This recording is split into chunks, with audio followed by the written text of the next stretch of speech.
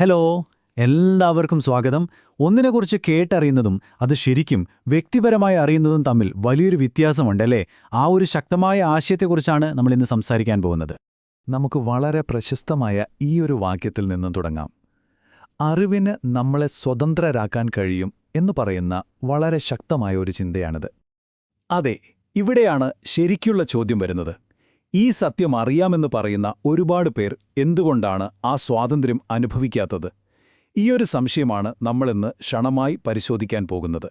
ഇത് തീർച്ചയായും നിങ്ങളിൽ ഒരു കൗതുകമുണർത്തും. ശരി, അപ്പോൾ ഈ ആശയം കൂടുതൽ വ്യക്തമായി മനസ്സിലാക്കാൻ നമ്മൾ ഈയൊരു വഴിയിലൂടെയാണ് മുന്നോട്ട് പോകുന്നത്. നമുക്ക് ഓരോന്നായി വിശദമായി തന്നെ നോക്കാം. അപ്പോൾ നമ്മുടെ ആദ്യത്തെ ഭാഗത്തേക്ക് കടക്കാം. നമ്മൾ ഈ ചർച്ച ചെയ്യുന്ന വിഷയത്തിന്റെ ഏറ്റവും അടിസ്ഥാനപരമായ ആശയം എന്താണെന്ന് നമുക്കിവിടെ നിർവചിക്കാം. നോക്കൂ, പ്രധാനമായും രണ്ട് തരം അറിവുകളുണ്ട്. ഒന്നാമത്തേത് ഒരു വസ്തുതയെക്കുറിച്ചുള്ള അറിവ്.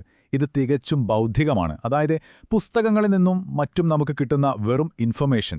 രണ്ടാമത്തേത് അനുഭവിച്ചറിയുന്നതാണ്. അത് തികച്ചും വ്യക്തിപരമാണ്, ബന്ധങ്ങളെ അടിസ്ഥാനമാക്കിയുള്ളതാണ്. അതിനൊരു ആഴത്തിലുള്ള അടുപ്പമുണ്ട്.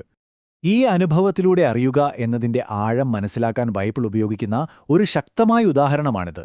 ഇത് വെറുതെ പുറത്തുനിന്ന് നോക്കിക്കാണുന്നൊരു കാര്യമല്ല, മറിച്ച് ഒന്നായിത്തീരുന്നൊരു പ്രക്രിയയാണ്.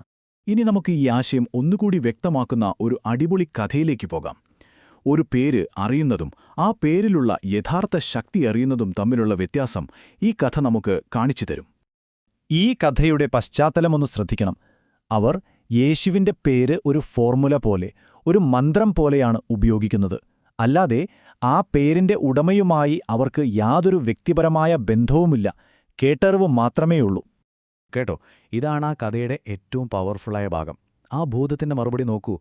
യേശുവിനെ എനിക്കറിയാം, പൗലോസിനെയും എനിക്ക് പരിചയമുണ്ട്, പക്ഷെ നിങ്ങളാരാണ്? ആ ഒരു ചോദ്യം മതി, അല്ലേ?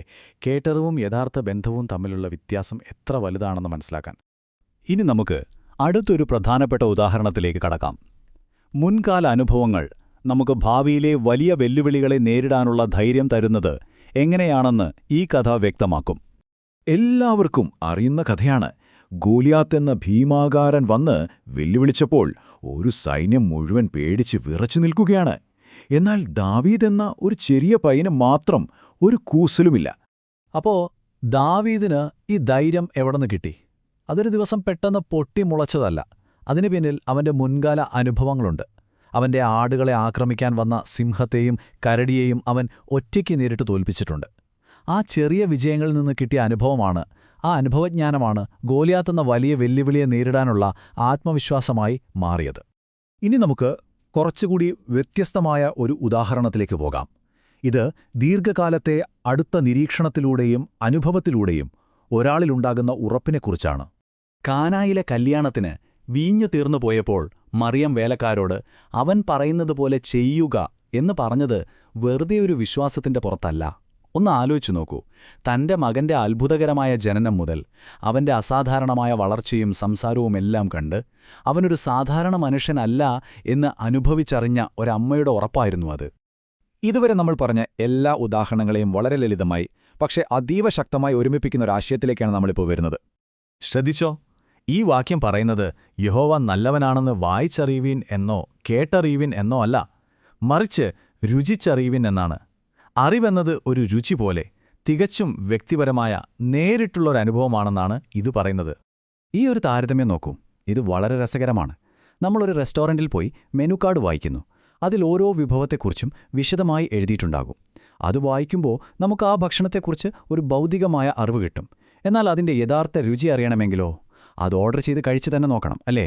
ആ നേരിട്ടുള്ള വ്യക്തിപരമായ അനുഭവമാണ് യഥാർത്ഥ അറിവ്. മറ്റേത് വെറും വിവരം മാത്രം. ശരി, അപ്പം നമുക്ക് ഇത്രയും നേരം സംസാരിച്ച കാര്യങ്ങൾ ഒന്ന് ചുരുക്കി പറയാം.